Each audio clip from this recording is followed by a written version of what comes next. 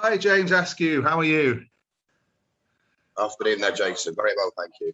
Good. James is an activist representing, I guess, fair to say, Extinction Rebellion in terms of the Impossible Rebellion. It's coming up later this month in Trafalgar Square in London. So James is on very briefly tell us about what's going on, why it's happening, and what they hope to get out of the event.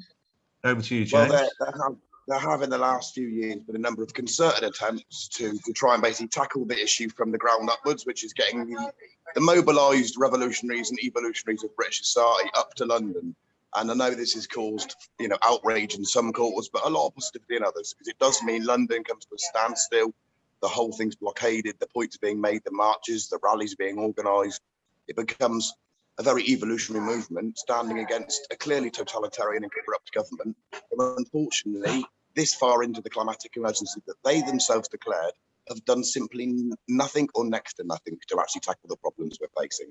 In fact, they're still planning ahead with HS2, the ridiculous and unnecessary railway line to the Midlands, and a number of other projects supporting fossil fuel companies that simply are in direct contradiction to what they've said as a government to tackle the apparent emergency. So we are basically headed out from the 23rd of August onwards to try and basically raise some pressure back on the Parliament.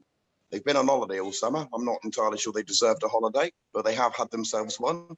But they're back in business as of September, and I believe they need a bit of pressure lent on them. What do you say to those people that argue that, yes, we need to do something quite dramatic, but stopping the traffic in London and stopping people going about their business isn't the way forward?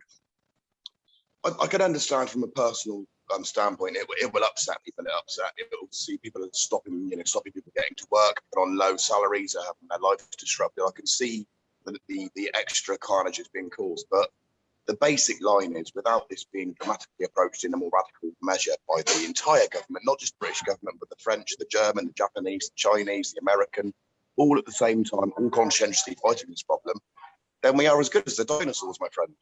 We are literally living on borrowed time. The evidence has been there since the early part of the 20th century, in my opinion. There was a media report in the Telegraph about how much coal we were burning and the amount of extra pollutants that was added to the atmosphere. And that's 109 years ago.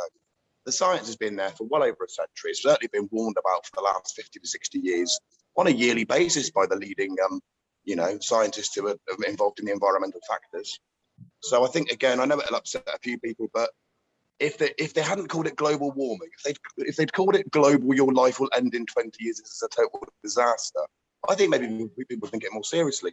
People don't live in global warming, so now stay by the beach. And unfortunately, the realities of the climatic changes we're going through, as we've seen from this summer, it's not always going to be nice. The world warming up means that freak weather conditions occur everywhere. If anything, England in 20 years will be a little bit like an outpost of Siberia for daily temperature. And then they'll all be worried about it. Then they'll all be terrified. They can't heat their cars. They can't heat their homes. They're starving. They're freezing. It's time to act now. That's always been the message from the last few rebellions. It really is a more and more pressing issue. Act now is what they're saying from the top, and that is why I'm headed up in August myself to join in what is hopefully a very valuable cause. I mean, I must admit, there are some problems, aren't there? The police have put that new bill through. We might all end up in jail for 10 years in Wandsworth. But I think there'd be a huge public outcry if they try to apply such actual practices to people that are honest, hard-working, employed, talented people, most of us. I've not met anyone in the Extinction Rebellion quarters that's so far down the conspiracy path. There's some sort of jobless, thieving, gangstery fuckwit. It's none of that. It's not the people they think it is in the media. It's aware, retired librarians, elderly ladies, elderly gentlemen, married people, young people, all generations, all ages, all faiths, all concerned simply with the future we're facing is looking pretty bloody hairy, mate. One idea put forward in terms of the nature of any demonstration is to go to those people who are pumping out the fake false propaganda. Yes, so sure, they shut the media down, didn't they? Yeah, and this is what I was about to say. One of the major ideas that keep being pushed forward is Extinction Rebellion and other groups surrounding the Mail offices, the Sun offices, and all the major corporate media in the country, the BBC, ITV, and basically just not letting people in or out, but handing out leaflets and handing out information to those people to explain why they're doing it. and that might actually get much more publicity. It's last time they actually shut down Murdoch's offices where he prints his papers. And that is the thing I think that made the police bill pass. That really scared. You can shut the media down. You shut their voice down. Yeah. You shut the lies down. Unfortunately, the lies, we all know they lie. Everyone, even the ones who read it. Like my parents, for instance, buy the Express every day. They know it's filled with tripe. But I suppose it's a daily update on what's going on to them. And they're quite happy with it. I've explained a million times.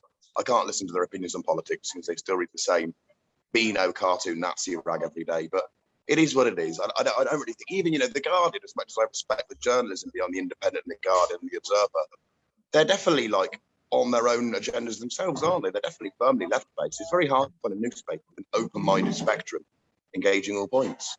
Maybe we should write, well, like I say, you're, in fact, if anything, Jason, I've often seen the Echo, seems to be news, if you look into it, is actually a subsidiary of a Murdoch company, which means the Echo's Murdoch's arm stretched out into local areas, and that's why it's such a terrible rag, filled with lies and false headlines and all sorts of bad, aggravating stories. I feel the way they approach their Facebook marketing and this, the headlines they write, very much leaning into making everyone into more conflict.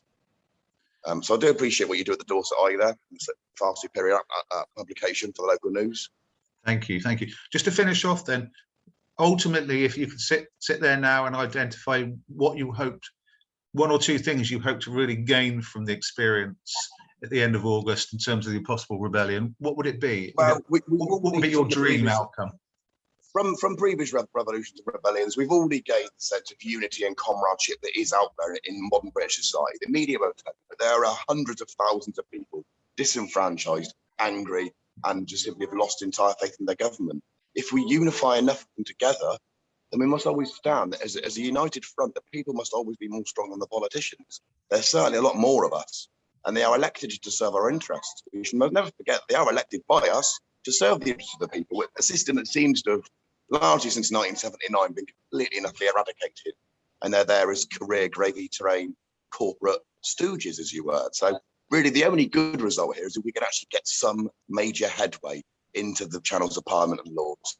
Get some sort of strategic change to the very essence of British politics. I mean, the House of Lords, is it necessary this far into modern society? It's a bit outdated, a bit Victorian and archaic in the voting systems and the thinking.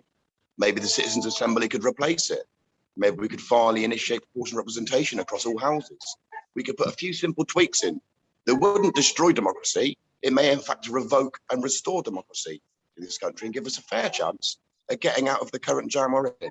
So that's the only positive outcome. Otherwise, it will be a brilliant time, I'm sure.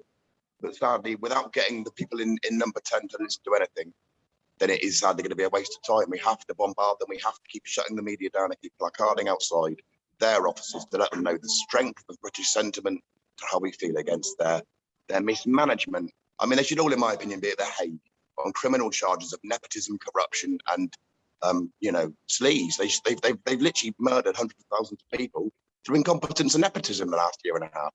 And we've all seen that, whatever your viewpoints. They're not running a good ship, are they? Certainly not a ship for everybody anyway. No. Brilliant. Thank you so much, James, for coming on 10 by 6, and good luck with everything in the Impossible Rebellion at the end of the month.